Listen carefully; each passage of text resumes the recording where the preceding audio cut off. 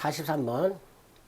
지료연체를 이유로 한 지상권 소멸 청구에서 지상권을 소멸했을 때는 당연히 갱신 청구 못하죠. 매수 청구도 못하죠. 지상권자의 갱신 청구권 및 매수 청구권은요, 지상권이 존속기한 만료로 소멸했을 때 행사할 수 있습니다. 이번 나대지의 저당권이 설정되고요. 담보 목적의 지상권을 설정했다. 담보 목적 지상권 가능하죠. 자, 담보 목적 지상권은요, 두 가지 기억하면 되죠. 채권이 소멸하면 지상권도 당연히 소멸. 또 하나, 제3자가 땅을 침해했다 하더라도 이 담보 목적 지상권은 침해가 없으니 손해배상 청구할 수 없다. 이렇게 되는 거죠. 두 개. 3번, 지상권자는 지상권만 양도할 수도 있고 지상물만 양도할 수도 있죠. 3번, 나대지에 건물이 신축됩니다. 법정사건 안 되죠. 법정사건 인정하려면 토지와 건물이 존재하고 소유자가 동일해야 돼요. 일단 그게 전제야. 근데 나대지에 담보권이 설정되고 건물이 지어지면 법정사건은 인정될 수가 없습니다. 5번,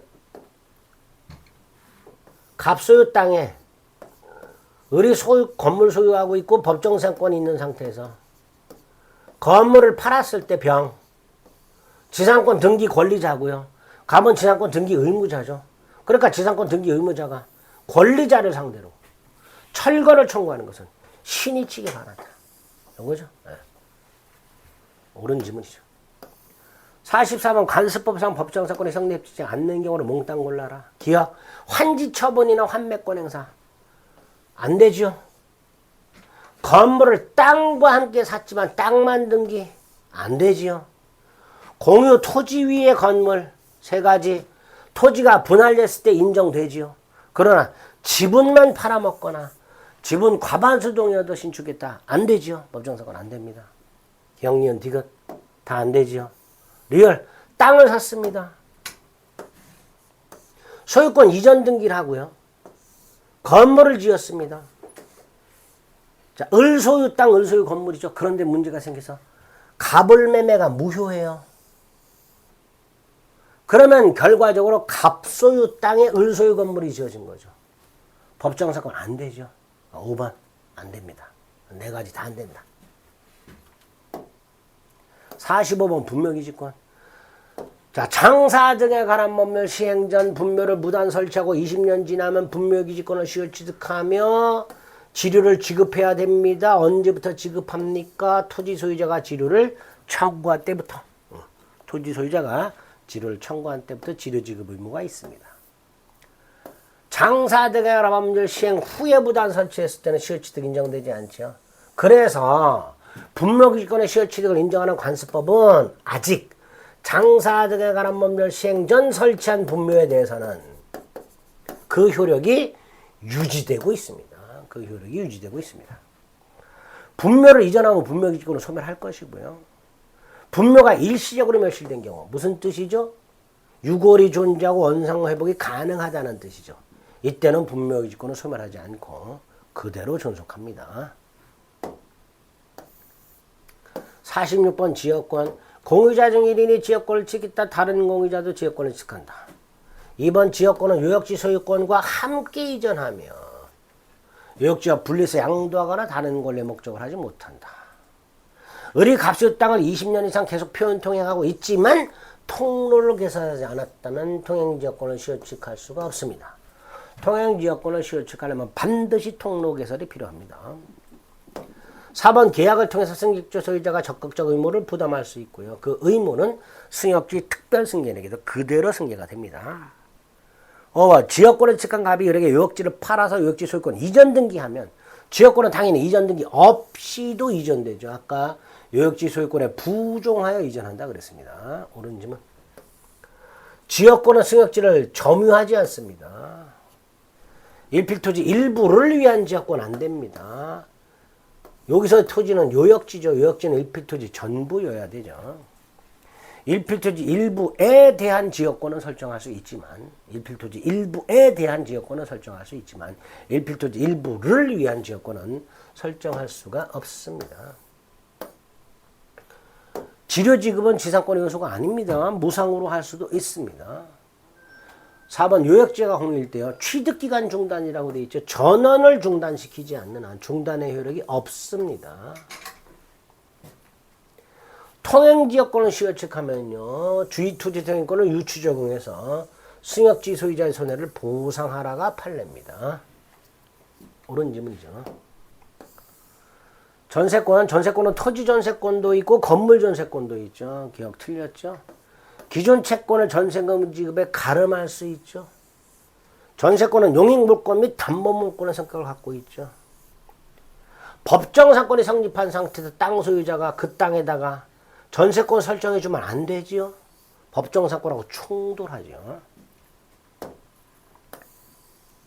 49번 304조 타인 소유 토지 위의 건물에 설정된 전세권.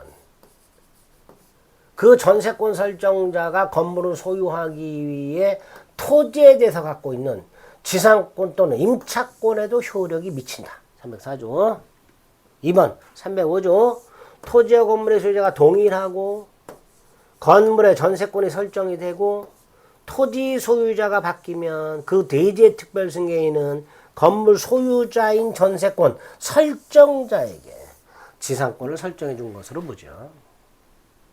1번, 2번 조문이고요. 3번 건물 전세권이 법정 갱신됩니다. 법률 규정에 한 갱신입니다. 갱신에 따른 등기 없이도 갱신된 전세권 주장할 수 있지요.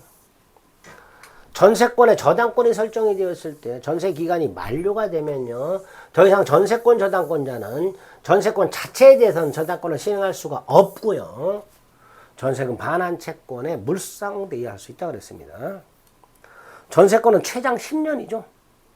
10년 넘지 못하죠. 넘으면 단축하죠. 넘으면 무효가 아니라 단축한다. 갱신할 때도 갱신한 날로부터 10년 넘지 못하죠. 50번 전세권이 성립한 후 소유자가 바뀌었다. 신소유자가 설정자 지위 및 전세금 반환 채무를 당연히 승계한다 그랬습니다.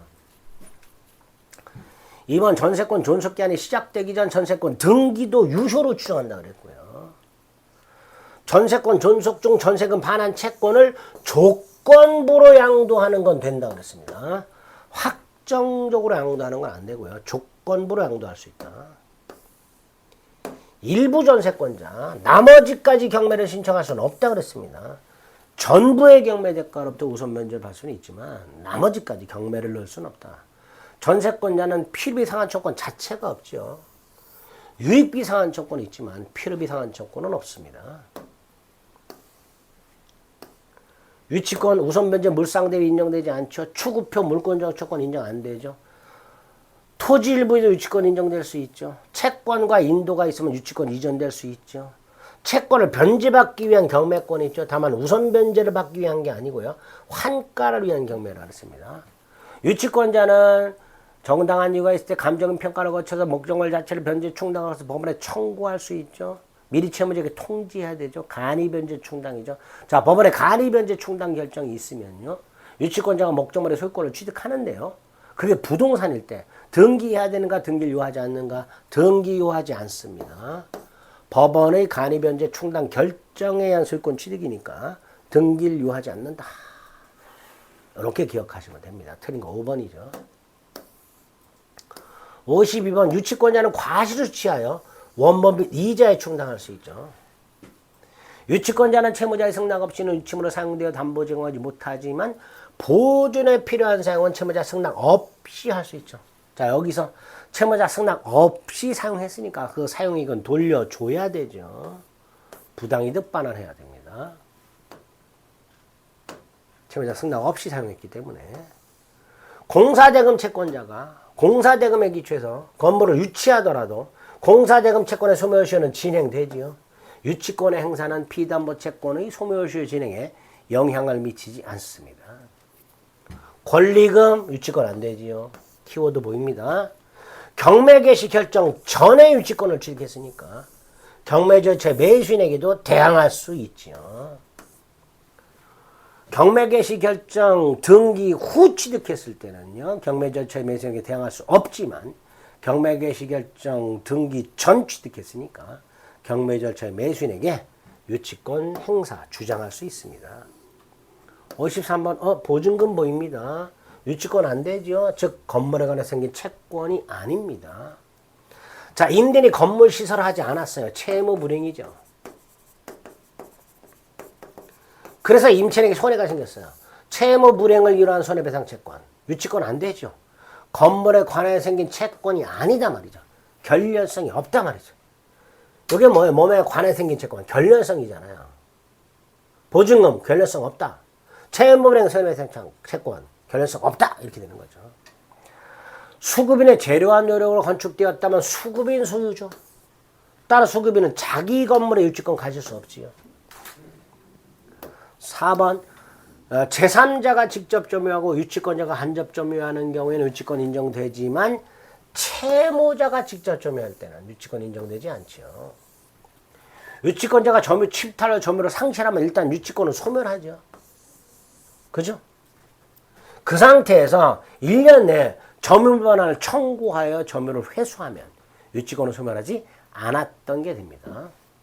자, 54번은 조심해야 되는 게 유치권이 인정되는 경우가 아니라 행사할 수 있는 경우를 말하는 거예요. 유치권이 인정되더라도 행사를 못하는 경우가 있어요. 그거 조심해야 됩니다. 자, 일단 1번은 건물 신축공사 수급인은요. 공사대금을 받지 못하면 건물을 유치해야 되잖아요. 그러니까 건물이라 할 수 없는 구조물이나 토지는 유치할 수 없죠. 그러니까 유치권 자체가 인정 안 되는 거죠. 2번은 경매 개시 결정 기입 등기가 돼서 압류효력이 발생한 후에 점유함으로써 유치권을 취득했다 하더라도 유치권이 인정된다 하더라도 그 경매 절차의 매수인에게는 유치권을 주장할 수가 없죠. 그러니까 이거 행사 못하는 거죠. 1번은 유치권이 인정 안 되는 거. 2번은 유치권이 인정되지만 행사할 수 없는 거. 3번 수급인갑이 건물을 완공하고 공사대금을 받았지만 그 공사대금 지체로 인한 손해배상. 채무불이행 손해배상인데 그 채무가 유치권이 인정되는 채무죠. 그럼 그 손해배상도 유치권이 인정된다 그랬죠. 그러니까 요거죠. 유치권이 인정되고 행사할 수 있는 거. 4번은 계약명의 신탁의 부당이득반환 조건 유치권 자체가 인정 안 된다 그랬고요. 5번 매매대금 유치권 안 되죠. 그래서 1번, 4번, 5번은 유치권이 아예 인정 안 되는 거. 2번은 유치권이 인정되지만 행사할 수 없는 거. 그래서 유치권이 인정되고 행사할 수 있는 건 2번만, 3번만. 유치권이 인정되고 행사할 수 있죠. 3번 조심하세요. 채무불이행 손해배상이지만 그 채무가 유치권이 인정되는 채무이기 때문에 그 손해배상도 유치권이 인정된다라는 거. 55번 저당권은 목적물의 부합물 종물에 미칩니다. 두 번째 과실에는 원칙적으로 효력이 미치지 않지만 압류 후 과실에는 저당권 효력이 미치죠. 저당 목적물의 변형물, 보상금, 화재보험금. 제3자가 압류했다면 저당권자 스스로 압류하지 않더라도 물상대권 행사할 수 있죠. 보상금 따위가 지급되기 전에 압류해야만 되는데 압류는 반드시 저당권자가 할 필요는 없다 그랬습니다. 저당권만 양도하는 건 절대로 안 되죠. 채권자와 제3자가 불가분의 관계가 있다라. 즉 채권이 실질적으로 제3자에게 기속돼 있더라. 그럼 예외적으로 제3자 명의 저당권 등기도 유효하죠. 5번 저당부동산에 대한 지상권을 취득한 제3취득자 변제권 있죠. 저당부동산 제3취득자의 변제권 그거 말하고 있습니다. 56번 1번 저당권 설정 전후를 묻지 않고 저당 목적물의 부합물 종물에 저당권 효력이 미치다. 2번 저당 목적물이 제3자에게 양도된 후 저당권자가 목적물을 압류했죠. 압류했으니 과실에도 저당권 효력이 미치는데 다만 목적물에 제3취득자가 있을 때는 이 사람들에게 통지까지 해야 대항할 수 있습니다. 압류만으로는 대항할 수가 없어요. 그래서 제3취득자에게는 부동산이 압류됐다는 사실을 통지까지 해야 대항할 수 있다. 따로 기억을 해두셔야 됩니다. 최근에 나온 지문입니다. 3번 저당권이 설정되는 목적물의 소유권이 제3자에게 이전됐다. 그리고 채권이 소멸했다. 전 소유자도 말소 등기 청구할 수 있고 현 소유자도 말소 등기 청구할 수 있다. 전 소유자의 말소 등기 청구는 계약에 기초한 채권적 청구권. 현 소유자의 말소 등기 청구는 물권적 청권 이렇게 돼요. 소유권에 기초한 물권적 청권.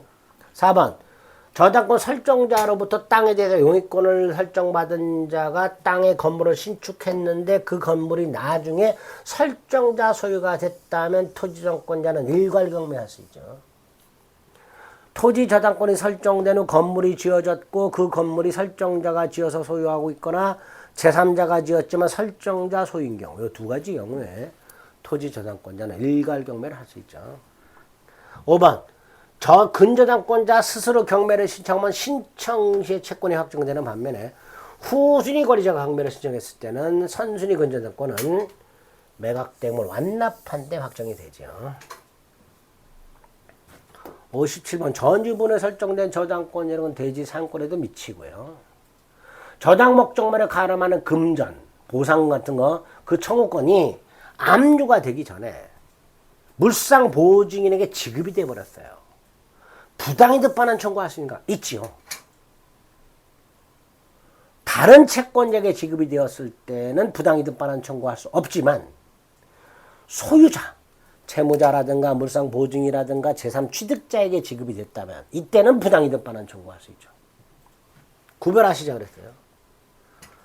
다른 채권자에게 지급이 됐을 때는 부당이득 반환 청구를 못하지만 채무자라든가 물상 보증이라든가 제3취득자에게 지급이 되었을 때는 부당이득 반환 청구할 수 있다.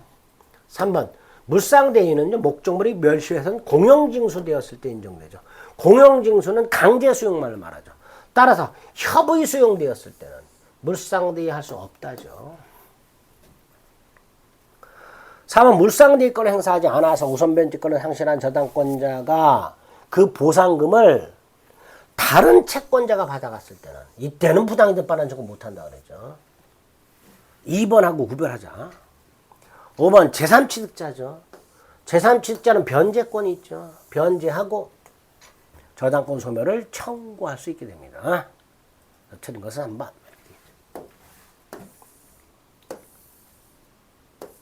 근저당권이 나왔나 보네요. 58번 근저당권은요. 근저당권 설정 당시 아직 채권이 발생하지 않았다 하더라도 유효하게 성립하죠. 다만 근저당권 설정 계약 외에 별도로 채권이 발생되는 계약이 따로 있어야 되죠. 계속적 거래 계약을 말하는 거예요. 채권을 성립시키는 계약 당연히 따로 있어야 되죠. 2번 이자는 최고액에 산입하지만 실행비용은 최고액에 포함되지 않는다가 판례죠. 꼭 구별해서 기억하셔야 되고요. 제3취득자나 물상보증은 최고액만 변제하면 되죠. 최고액만. 자, 공동근저당권자.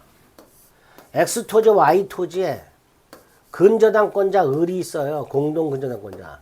이게 먼저 경매됩니다. 그러면 그 경매된 목적물의 근저당권의 채권은 확정이 되지요. 그러나 아직 경매되지 아니한 나머지 목적물 채권은 확정되지 않지요. 그죠? 5번 근저당권의 채권이 확정되기 전 채권 소멸이나 이전은 근저당권에 아무런 영향을 미치지 않으니까 채권 확정 전 채권 일부가 넘어갔다 하더라도 근저당권 이전할 여지가 없습니다. 5번 틀렸죠. 59번 갑은 을로부터 돈을 빌리면서 자기 소유 X토지 1번 근저당권, 갑은 다시 병으로부터 돈을 빌리면서 X토지 2번 근저당권. 1번 근저당권자가 을이고요. 2번 근저당권자가 병입니다. 1번 병이 경매를 신청했어요. 을은 언제 확정이 돼요?